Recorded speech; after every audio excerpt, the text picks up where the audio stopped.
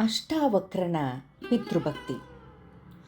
ಪರಮಜ್ಞಾನಿಗಳಾದ ಉದ್ದಾಲಕರಿಗೆ ಇಬ್ಬರು ಮಕ್ಕಳು, ಶ್ವೇತಕೇತು ಎಂಬ ಮಗ ಹಾಗೂ ಸುಜಾತೆ ಎಂಬ ಮಗಳು. ಕಹೋಳ ಮುನಿಗೆ ಸುಜಾತಿಯನ್ನು ಕೊಟ್ಟು ವಿವಾಹ ಮಾಡಿದ ಉದ್ದಾಲಕರು ಬಹುಕಾಲ ಮಗಳು ಅಳಿಯನನ್ನು ತಮ್ಮಲ್ಲಿಯೇ ಇರಿಸಿಕೊಂಡಿದ್ದರು. ಸುಜಾತೆ ಗರ್ಭಿಣಿಯಾದಳು. ಅವಳ ಗರ್ಭದಲ್ಲಿದ್ದ ಶಿಶುವು ತನ್ನ ತಾತ ಹಾಗೂ ಸೋದರ ಮಾವನ ವಿದ್ವದ್ಗೋಷ್ಠಿಗಳನ್ನು ಚರ್ಚೆಗಳನ್ನು ಕೇಳುತ್ತಾ ಬೆಳೆಯುತ್ತಿತ್ತು.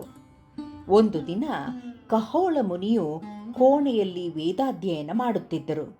ಗರ್ಭಿಣಿಯಾಗಿದ್ದ ಸುಜಾತೆ ಅಲ್ಲೇ ಚಾಪಿಯ ಮೇಲೆ ಮಲಗಿದ್ದಳು. ಅಪಸ್ವರದಲ್ಲಿ ಕಹೋಳ ಮುನಿಗಳು ವೇದ ಮಂತ್ರಗಳನ್ನು ಹಾಡುವಾಗ ಅವಳ ಗರ್ಭದಲ್ಲಿದ್ದ ಶಿಶುವು ಕಿಲಕಿಲನೆ ನಕ್ಕು ಬಿಟ್ಟಿತು. ತನ್ನ ಮಗುವೆಂಬುದನ್ನು ಒತ್ತಟ್ಟಿಗಿಟ್ಟು ಕೋಪದಿಂದ ನೀನು ಅಷ್ಟಾವಕ್ರನಾಗು ಎಂದು ಕಹೋಳ ಮುನಿಗಳು ಶಪಿಸಿಬಿಟ್ಟರು. ಗಾಢ ನಿದ್ದೆಯಲ್ಲಿದ್ದ ಪತ್ನಿ ಸುಜಾತೆಗೆ ಇದು ತಿಳಿಯುವುದಕ್ಕೆ ಸಾಧ್ಯವಿರಲಿಲ್ಲ. ನವಮಾಸಗಳು ತುಂಬಿ ಮಗುವು ಹುಟ್ಟಿದ ಮೇಲೆ ಅದು 8 ವಕ್ರತೆಗಳನ್ನು ಹೊಂದಿದ್ದ ಅಷ್ಟಾವಕ್ರನಾಗಿರುವುದು ತಿಳಿಯಿತು. ಸುಜಾತೆ ಕಣ್ಣೀರಿನಿಂದ ಮಗುವಿನ ನೆತ್ತಿಯನ್ನು ತೋಯಿಸಿದಳು. ಎಲ್ಲರೂ ಆ ಮಗುವನ್ನು ಅಷ್ಟಾವಕ್ರ ಎಂತಲೇ ಕರೆಯತೊಡಗಿದರು. ರೂಪಿನಲ್ಲಿ ವಕ್ರತೆ ಇದ್ದರೂ ಗುಣದಲ್ಲಿ ವಿದ್ಯಾಬುದ್ಧಿಯಲ್ಲಿ ಕಿಂಚಿತ್ ವಕ್ರತೆಯೂ ಇರದೆ ಮಹಾಪ್ರತಿಭಾಶಾಲಿಯಾಗಿದ್ದ. ತಂದೆಯ ಶಾಪದಿಂದಲೇ ತಾನು ಅಷ್ಟಾವಕ್ರನಾಗಿರುವುದು ಅವನಿಗೆ ಆಗಲೇ ತಿಳಿದಿತ್ತು. ತಂದೆಗಿಂತ ಇವನಿಗೆ ತಾತ ಹಾಗೂ ಸೋದರ ಮಾವನ ಒಡನಾಟವೇ ಹೆಚ್ಚಾಗಿತ್ತು. ಅಂತೆಯೇ ಅವರುಗಳ ಬುದ್ಧಿ ಗುಣಗಳನ್ನೇ ಮೈಗೂಡಿಸಿಕೊಂಡು ಬೆಳೆಯತೊಡಗಿದ. ಜನಕರಾಜನ ಅರಮನೆಯಲ್ಲಿ ವಿದ್ವದ್ಗೋಷ್ಠಿ ಎಂದರೆ ಅದು ಉದ್ದಾಲಕ, ಯಾಜ್ಞವಲ್ಕ್ಯ ಮೊದಲಾದ ಮಹಾಜ್ಞಾನಿಗಳಿಗೆ ಪರಮಜ್ಞಾನದ ಔತಣ.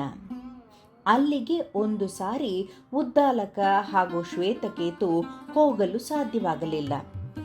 ಕಹೋಳ ಮುನಿ ಮಾತ್ರವೇ ಇವರ ಆಶ್ರಮದಿಂದ ಆಮಂತ್ರಣವನ್ನು ಒಪ್ಪಿ ಹೋದದ್ದು. ಬೇಡವೆಂದರೂ ಅಷ್ಟಾವಕ್ರನೂ ತಂದೆಯನ್ನು ಹಿಂಬಾಲಿಸಿಕೊಂಡು ಸಭೆಗೆ ಹೋಗಿದ್ದ. ಮಹಾಬಿರುಸಿನಿಂದ ನಡೆದ ವಾದ ವಿವಾದದಲ್ಲಿ ಜನಕನಿಂದ ಕಹೋಳ ಮುನಿಯು ಸೋತು ಹೋದ. ಸೋತು ಜಲಾದಿವಾಸವನ್ನು ಮಾಡಲು ಮುಂದಾದ. ತಂದೆಯ ಅವಸ್ಥೆಯನ್ನು ಹೋಗಲಾಡಿಸಲು ಮಗ ಅಷ್ಟಾವಕ್ರ ತಾನೇ ಜನಕರಾಜನೊಂದಿಗೆ ವಿದ್ವತ್ ಚರ್ಚೆಗೆ ಇಳಿದ. ಕಡೆಗೆ ಜನಕರಾಜನನ್ನು ಸೋಲಿಸಿ ತಂದೆಗೆ ಬಿಡುಗಡೆ ಮಾಡಿಸಿದ. ತನ್ನ ಶಾಪದಿಂದಲೇ ಅಷ್ಟಾವಕ್ರನಾಗಿರುವುದು ತಿಳಿದಿದ್ದರೂ ತನ್ನ ಬಿಡುಗಡೆಗಾಗಿ ಜನಕನಲ್ಲಿ ವಾದ ಮಾಡಿ ಗೆದ್ದ ಮಗನ ಮೇಲೆ ಕಹೋಳನಿಗೆ ಮಮತೆಯುಕ್ಕಿತು.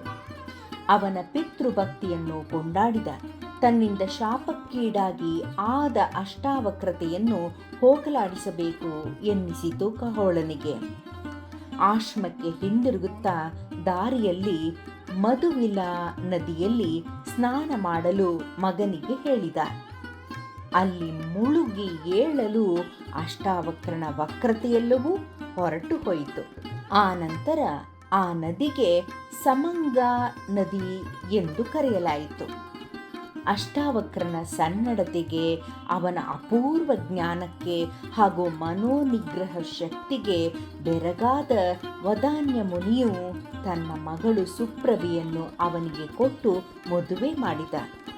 ಆ ನಂತರ ವಕ್ರರಹಿತ ಸುರದ್ರೂಪಿ ಜ್ಞಾನಿ ಬಹುಕಾಲ ದಿವ್ಯ ಪ್ರಭೆಯಿಂದ ಸುಪ್ರಭೆಯೊಂದಿಗೆ ಬೆಳಗಿದ.